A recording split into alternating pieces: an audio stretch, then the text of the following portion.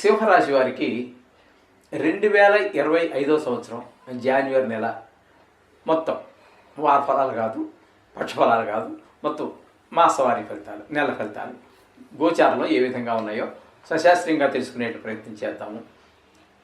ఈ సింహరాశి వారికి ద్వితీయంలో కేతు సంచారం జరుగుతున్నది. అట్లాగే చతుర్థంలో చతుర్థ, పంచమ, షష్టమ 3 రాసుల్లో బుధుని యొక్క సంచారం జరుగుతున్నది. అట్లాగే 5, 6 స్థానాలలో రవి యొక్క సంచారం జరుగుతున్నది. ఇంకా శుక్రుని యొక్క సంచారం కనుక మనం తీసుకున్నట్టయితే 7, 8 స్థానాలలో శుక్రుని యొక్క సంచారం జరుగుతున్నది. ఇక 8వ స్థానంలో రాహు యొక్క సంచారము, అలాగే భాగ్యస్థానంలో గురు యొక్క సంచారంగా చెప్పుకోవాలి. వక్రగతిలో ఉన్న కారణంగా, గురువు వక్రగతిలో ఉన్న కారణంగా. ఇకపోతే 11, 12 2 ఏకాదశ వ్యయ స్థానాలలో లాభ వ్యయ స్థానాలు రెండిట్లోనూ కుజుని యొక్క సంచారం జరుగుతున్నది. అయితే ఇక్కడ ద్వితీయ స్థానంలో కేతు యొక్క సంచారం శుభ ఫలితములను ఇవ్వజాలదు. ధన వ్యయం కనిపిస్తూ ఉంటుంది, రాబడి తగ్గిపోతుంది, మాటలో కఠినత్వం పెరుగుతూ ఉంటుంది. అలాగే కుటుంబంలో ఇతరుల యొక్క ఇవన్నీ కూడా కొంచెం ఇబ్బందులుగా ఉండే పరిస్థితి అంతా కనబడుతూ ఉంటుంది. ఈ విధమైనటువంటి ఫలితాలన్నీ కూడా ద్వితీయ స్థానంలో ఉన్నటువంటి కేతు యొక్క ప్రభావం వల్ల ఏర్పడుతూ ఉన్నాయి. ఇకపోతే చతుర్థ, పంచమ, షష్టమ స్థానాల్లో బుధుని యొక్క సంచారం జరుగుతోందండి. అంటే చతుర్థ, పంచమ, షష్టమ అంటే వృశ్చిక, ధనస్సు, మకర రాశుల్లో 3 సంచారం జరుగుతోంది. ఇక్కడ మనకి బుధుని యొక్క సంచారము చతుర్థ స్థానం అంటే వృశ్చికంలో ఒక 3 రోజులు, తదుపరి ఈ పంచమంలో ఒక 23 రోజుల పాటు జరుగుతోంది. తదుపరి ఒక 5 రోజుల పాటు షష్టమంలో బుధుని యొక్క సంచారం జరుగుతోంది.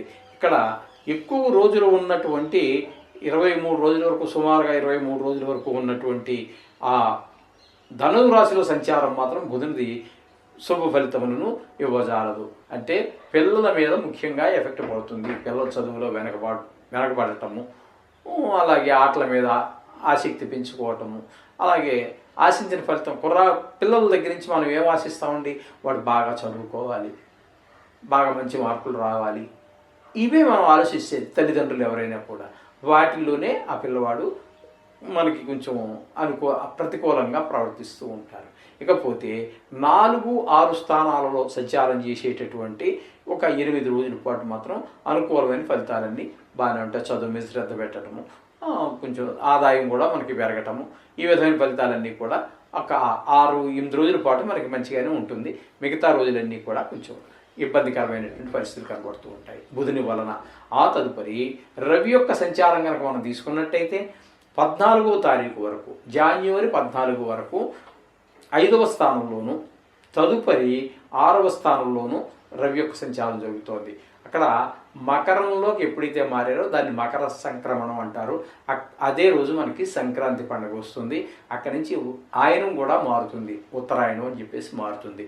ఈ విధంగా 6వ స్థానంలో ఉన్నప్పుడు మాత్రం మనకి రవి అక్కడ ఇంచుమించుగా 14 రోజులు తీసేస్తే ఓ 16 రోజులు అనుకోండి, లేదా 17 రోజులు అనుకోండి. రవి యొక్క సంచారం అక్కడ ఆ 2వ స్థానంలో, 6వ స్థానంలో సంచరించేటటువంటిది సెకండ్ హాఫ్ అంతా కూడా అనుకూలమైనటువంటి ఫలితాలన్నీ కూడా మనకి సూర్యుని వల్ల కలుగుతూ ఉంటాయి. ఆరోగ్యం బాగుంటుంది, మనకి ఇవ్వాల్సినటువంటి డబ్బులు ఇవ్వాల్సిన వాళ్ళు ఎవరైనా ఉన్నట్టయితే డబ్బులు ఇచ్చేస్తారు.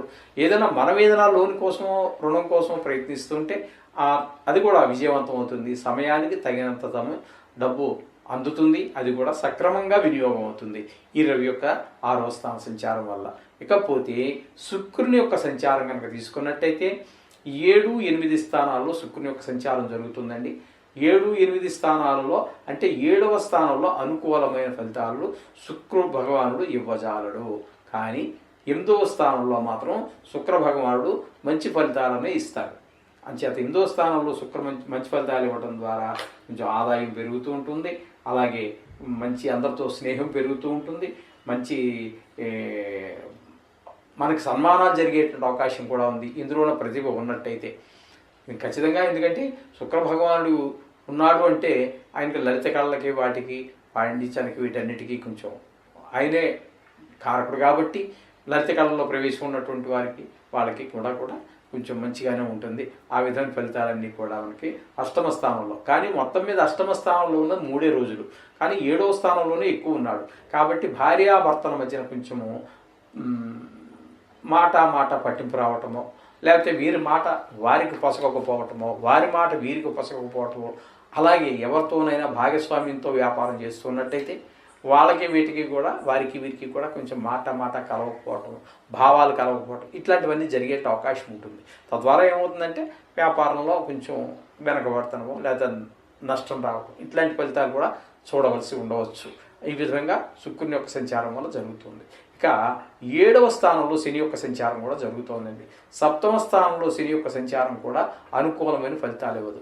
ఇది కూడా ఖచ్చితంగా భార్య మీద భాగస్వామ్యంలో వ్యాపారం చేసేటటువంటి వారి మధ్యన విభేదాలకి కొంత కారణం ఖచ్చితంగా అవుతుంది. అటు శుక్రుడు అనుకూలించక ఇటు శని అనుకూలించకపోవటం వల్ల కూడా 7వ స్థానంలో కొంచెం ఇబ్బందికరమైన పరిస్థితులన్నీ ఉంటూ ఉంటాయి. ఇక్కడ మనకి అంత కొంచెం లలిత కళల్లో ఉన్నవారికి కూడా కొంచెం అనుకూలమైనటువంటి ఫలితాలు కలగవండి ఈ నెల రోజుల్లో, జాన్యువరి నెల అంతా కూడా. ఇకపోతే అష్టమ స్థానంలో రాహు యొక్క సంచారం జరుగుతోంది. రాహు యొక్క సంచారం కూడా అష్టమ స్థానంలో ప్రయోజనకారి కాదు, ఉపయోగకారి కాదు, కొంచెం కష్టాన్ని కలిగించేటువంటి పరిస్థితి ఉంటుంది. ధన నష్టం అవుతుంది, అందరితో గొడవలు పెరుగుతున్న అవకాశం ఉంటుంది, కొన్ని చోట్ల పరాభవం అవమానాలు పొందవలసిన పరిస్థితి ఉంటుంది. ఈ విధమైన పరిస్థితులన్నీ కూడా మనకి కళత్ర పీడ కూడా అంటే ఆ భార్య వల్ల కూడా కొన్ని ఇబ్బందులు ఎదురయ్యే అవకాశం అష్టమ స్థానంలో రాహు యొక్క సంచారం వల్ల జరిగే అవకాశం ఉంటుంది. ఇక దశమ స్థానంలో గురు సంచారం జరుగుతున్నప్పటికీ వక్రగతి కాబట్టి అక్కడ మీకు ఆయన యొక్క దాన్ని మనం భాగ్యస్థానంగా తీసుకోవాలి. భాగ్యస్థానంలో గురువు యొక్క సంచారం మాత్రం మంచి ఫలితాలు ఇస్తుంది. తద్వారా మనకు జరిగేది ఏంటంటే మంచి వాహన సౌఖ్యం, గృహ సౌఖ్యం ఇట్లాంటివన్నీ కూడా అనుభవంలోకి వస్తాయి. కొంచెం దైవభక్తి పెరుగుతుంది, ఉపాసనా శక్తి పెరుగుతుంది. అట్లాంటివన్నీ కూడా ఇవన్నీ కూడా మనకు అనుభవంలోకి మంచి అన్ని అనుభవంలోకి వస్తుంటాయి. మీకు ఖచ్చితంగా ఈ నెల రోజులు కూడా గురువు యొక్క బలం ఉన్నట్టుగానే మనం ఉంది, ఖచ్చితంగా ఉంటుంది గురువు యొక్క బలం. ఇకపోతే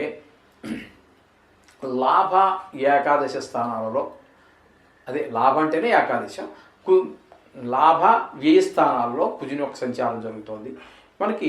ఎందుకంటే నిజానికి ఉన్నది ఆయన వ్యయ స్థానంలోనే ఉన్నారు, కానీ మధ్యలో వక్రించిన కారణంగా ఒక్క 10 రోజుల పాటు మనకి ఏకాదశి స్థానంలో అంటే మిథునంలో ఫలితాలు మనకి అందిస్తూ ఉన్నారు. ఆ 10 రోజులు మాత్రం మనకు అనుకూలమైన ఫలితాలు ఉంటాయి. ఈ జన్మలు అదే వ్యయ స్థానంలో ఉన్నటువంటి రోజులు మాత్రం కుజుడు అనుకూలమైనటువంటి ఫలితాలను ఇవ్వరు. అందుచేత కొంచెం రియల్ ఎస్టేట్ వ్యాపారం చేసేటటువంటి వారికి కొంచెం ఇబ్బందికరమైన పరిస్థితులు ఉంటూ ఉంటాయి. అలాగే కొంచెం కోపం ఎక్కువగా వచ్చే అవకాశం ఉంటుంది, దాన్ని అదుపులో పెట్టుకోవటం మంచిది. అలాగే వాహన శోధన చేసేటప్పుడు కూడా కొంచెం తగు జాగ్రత్త తీసుకుంటూ ఉండటం మంచిది. మెట్లు దిగేటప్పుడు గాయాలు అవ్వడానికి కూడా అవకాశం లేకపోలేదు. ఎందుకంటే ఆయన కొంచెం గాయాలు అయ్యేది వాటికి కూడా ఆయనకి కారకత్వం ఉన్నది కాబట్టి కుజుడు యొక్క జన్మల్లో అంటే ఏ స్థానంలో ఉన్న పరిస్థితిలో కొంచెం జాగ్రత్తగా ఉండటం మంచిది. ఈ విధమైన ఫలితాలన్నీ కూడా మనకి ఈ నవగ్రహాల వల్ల ఈ సింహరాశి వారికి కలుగుతూ ఉన్నాయి. ఖచ్చితంగా ఏ రాశి వారికైనా శుభ అశుభ ఎంత సాక్షాత్తు భగవంతుడే మానవ రూపం ఎత్తితే కూడా శుభ అశుభ ఫలితాలు అనుభవించక తప్పదు. అందుచేత ఇవన్నీ వస్తూ ఉంటాయి, పోతూ ఉంటాయి. దాని గురించి మీరు పెద్దగా ఆలోచించేసి కంగారు పడిపోయి ఏదో చేయాల్సిన పని లేదండి. అంటే ఇవి కేవలము ఇది గోచారం మాత్రమే, ఇది వ్యక్తిగతము కాదు, రాశిగతమైనటువంటిది. వ్యక్తిగతం మీ డేట్ ఆఫ్ బర్త్ లేదా అవన్నీ ఇచ్చినట్టయితే మీ జాతక ఫలితాలు రాస్తాము, వాటితో దీన్ని అనుసంధానం చేసుకోండి. అంచేత దానికి అనుసంధానం చేసుకున్నప్పుడే మీకు కరెక్ట్ ఫలితాలు వస్తాయి. ఇది ఏదో మీ ఒక్కరికి సంబంధించినటువంటిది కాదు. సుమారుగా ప్రపంచవ్యాప్తంగా తీసుకుంటే సుమారుగా 70 కోట్ల మందికి సంబంధించినటువంటి విషయం ఇది రాశి అనేటటువంటిది. అంచేత ఇది ఏదో మీ ఒక్కరికే అన్నట్టుగా బాధపడిపోవద్దండి. దాని గురించి తీవ్రంగా ఆలోచించవద్దు. జాతకం రాయించుకోండి, అప్పుడు దాని గురించి మీరు తీవ్రంగా ఆలోచించండి. ఇది మామూలుగా ఏది ఏమైనప్పటికీ కూడా నవగ్రహ గోచారం కూడా తీసేదగ్గదు కాదండి, ఖచ్చితంగా ఉండవలసిందే. కాబట్టి మీరు రోజు మీ పూజలో ఒక చిన్న భాగం చేసుకోండి, దాన్ని 1 నిమిషం 2 నిమిషాలు కేటాయించండి, సరిపోతుంది. శుభం భూయాత్.